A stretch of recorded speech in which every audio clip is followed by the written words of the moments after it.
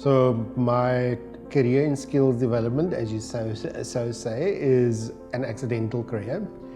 I was in a position previously where I was running a HIV program for a national bank, and when this opportunity came around, or I was given the opportunity to be part of a 3-month project, and that 3-month project ended up being a seed to this career.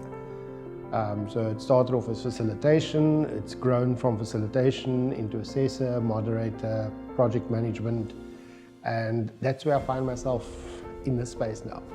So it's not so much an inspiration as in an accidental career, and it's been a good one so far since, 2012.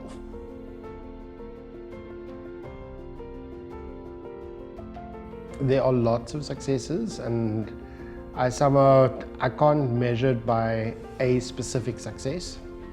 I think the fact that I've got learners that come back to me 4, 5, 6 years down the line to tell me this is what I've achieved or this is where I'm at right now, it does give a little bit of perspective of what we do and how we do things. And I think that's probably the biggest pat on the back success that we can have.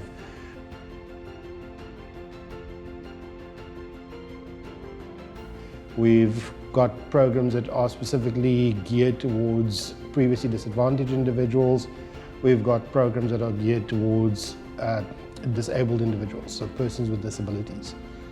The adaptation, they all offer the same kind of programs. Inside of what they are offered, we manage each learner individually at the end of the day. Especially when it comes to our persons with disabilities, we actually have to manage their needs, so things like sight have to be taken into account. There are learners that we've used e-learning to support the classroom-based learning because it was easier for them to manage learning from an e-learning perspective than to be in a face-to-face environment. And that particular situation was also a learner that could not deal. He had social anxiety, so it was easier to move him out of a larger group, to let him work independently, and then periodically bring him in so that he could still participate in the group activities that were there. For learners with sight issues, we do tailor learning material.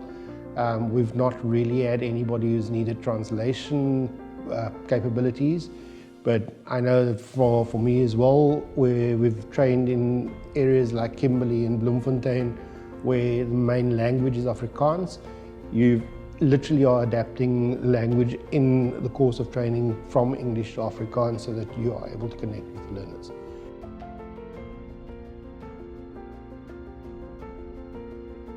We are in an environment that is continuously changing, and I think for many of us, the only constant that we have is the fact that there's continuous change. Cognitive flexibility helps us to learn adaptive behavior. It helps us to become more responsive. In us becoming more responsive, it actually stretches our flexibility skills, and those flexibility skills can help us to become more creative in what we do as well. So again, you've got your creativity coming from your cognitive flexibility, and that creativity is actually there to help you with your complex problem solving.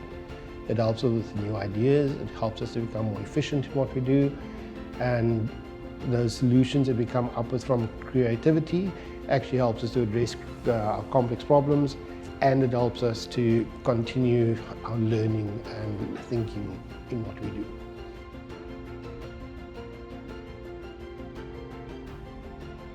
One of the things people don't necessarily know is that my favorite form of relaxation is actually baking. So I had a hospitality business. I had a retail bakery for myself for the better part of 8 years. And still today, one of the constants for me is baking. So when I get very, very stressed, that focus in the kitchen to do something sweet works very well.